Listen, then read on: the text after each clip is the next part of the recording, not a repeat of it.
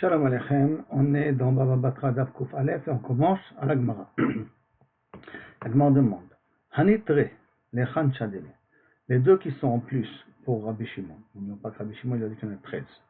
Ça veut dire qu'on a dit 4 d'un côté, 4 de l'autre, ça nous fait 8. Plus 3 en face de l'entrée, ça nous fait 11. Donc il nous reste 2 pour arriver à 13. Echi Chadele, où tu vas les mettre? Il est barail.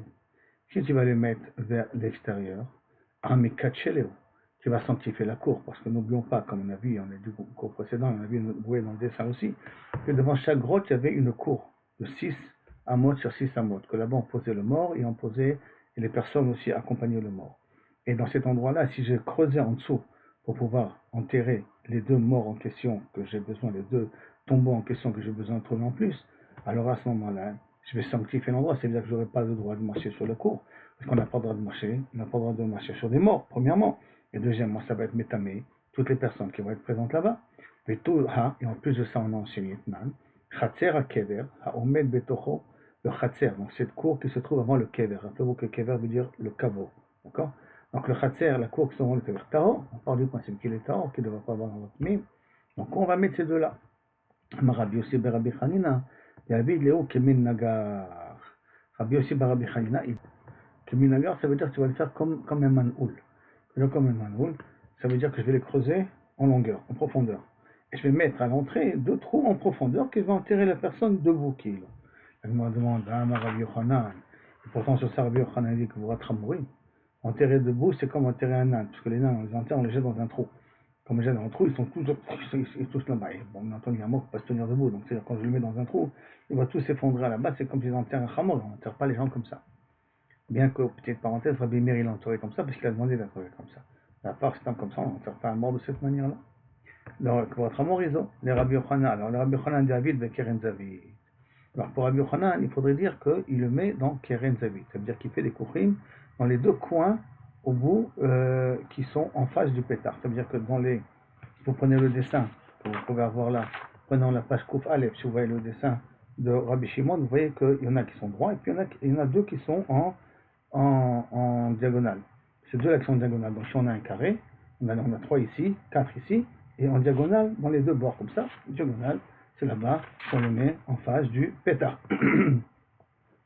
Agma demande, comment tu peux faire une chose pareille? Arrête, les kouchim se touchent l'un avec l'autre.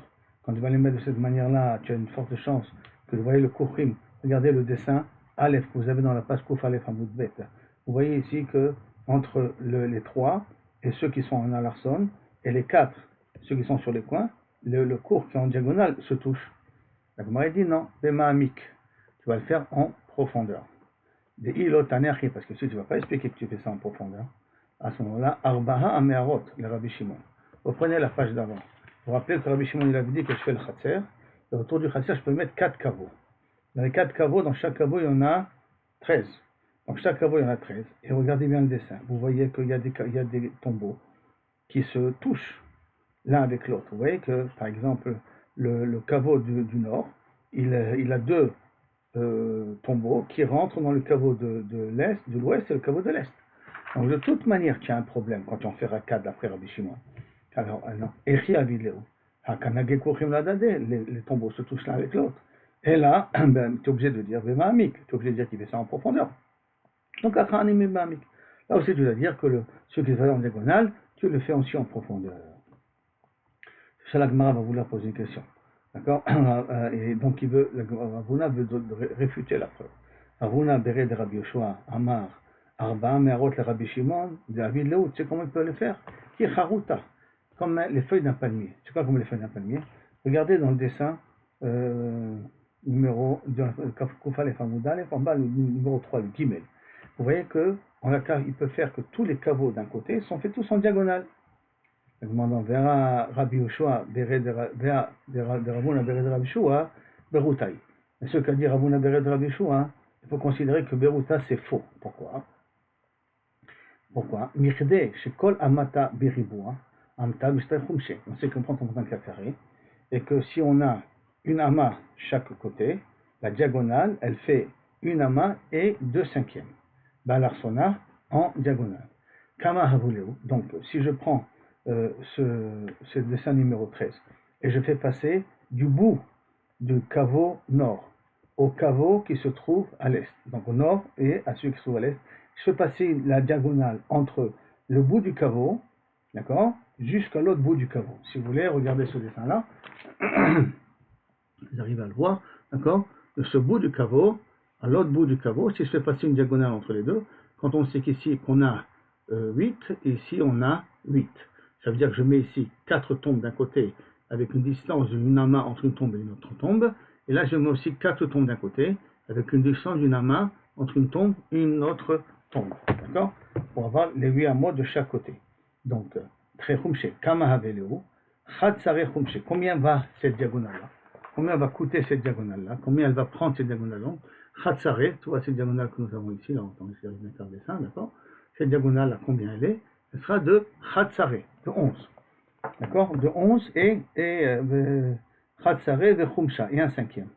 Maintenant, Kama Kuchim Hayo, combien de Kuchim on a? Mania, 8.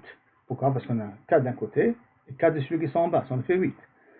Et ces 8-là, n'oublions pas, ils ont un espace d'une amas entre un cours et un autre cours. C'est comme d'après ce mandamar qui dit qu'il y a un espace, une amas entre un cours et un autre cours. Et sur une diagonale de 11, comment je peux faire entrer au total 4, 4, 8 kuchim avec 8 espaces? Parce que si on réfléchit bien, si vous reprenez de nouveau cet exemple-là, d'accord? Là, si je vais compter, regardez, on a ici un espace 1, un espace 2, un espace 3, un espace 4, un espace 5, un espace 6, un espace 7, un espace 8, un espace 9. Ça veut dire qu'il y en a 4 ici avec les espaces. On doit arriver normalement à 10 espaces, c'est même plus que ça. D'accord? Mais néanmoins, parce que je n'ai pas compté les espaces entre celui-là. Celui-là, il joue entre les deux bords. Il est et le 4 de cela, il est le 4 de cela aussi. Maintenant, quand je vais pouvoir faire entrer, combien je vais faire entrer ici? Là, ici, je ne veux pas pouvoir faire celui-là, en tout cas, je ne vais pas pouvoir avoir 4 caveaux ici et 4 caveaux là. Je ne peux pas avoir dans les deux côtés. D'un autre côté, si je veux pouvoir faire entrer 4 caveaux et 4 caveaux, il faudrait que j'ai une distance de 15 ici, de longueur, pour pouvoir faire entrer tous les caveaux qui sont en diagonale. Donc, et la had de Ravuna, c'est pour ça qu'on est obligé de dire que les paroles de Ravuna, il est Beruta, c'est des paroles qui ne sont pas vraies. Pourquoi? Parce qu'en total, je devrais avoir, a priori, 15 amot. Pourquoi je devrais avoir 15 amot? Les amot vides, ça prend de l'espace, plus les amot en diagonale, plus l'amot vide, plus l'amot diagonale, ce qui va nous donner au total 15, que j'aurais dû avoir un biseau de 15. Comme je n'ai pas un biseau de 15, c'est pour cela que normalement, ça ne peut pas rentrer sur une diagonale de 11. Si vous comptez chaque espace plus les caveaux en même temps, on arriverait normalement à une distance de 15 pour qu'ils puissent tous passer par la diagonale. Or, nous n'avons pas cette distance-là de 15. La Gemara, elle termine en disant Viva et Tema. Si tu veux, je peux t'expliquer. Damar, Rav Shisha, Bered Ravaide, Benafile. Non, ces caveaux-là que tu m'as dit, tu mets en diagonale et qu'on avait posé la question en diagonale, excusez-moi, ceux qui sont dans la cour, qu'on avait dit que Rabbi Shimon il a 4 caveaux de tous les côtés, et qu'on avait dit que les 2 caveaux des deux côtés chevauchent avec le caveau de l'autre, ce n'est pas une coucha. Pourquoi? Parce qu'on peut dire qu'on parle des tombeaux qui sont des tombeaux pour des néphalim, pour des morts-nés. C'est-à-dire, si je reprends un petit peu ce dessin-là que nous voyons ici, donc les tombes qui se chevauchent entre eux, ici, ce sont des tombes qui sont réservées pour des morts-nés. Comme ils sont réservés pour des morts-nés, ils sont plus petits. Comme ils sont plus petits, il n'y a pas de problème de pouvoir les mettre l'un à côté de l'autre. Et jusqu'à là, pour cette première partie de la Gemara. La suite de Rat Hashem demain.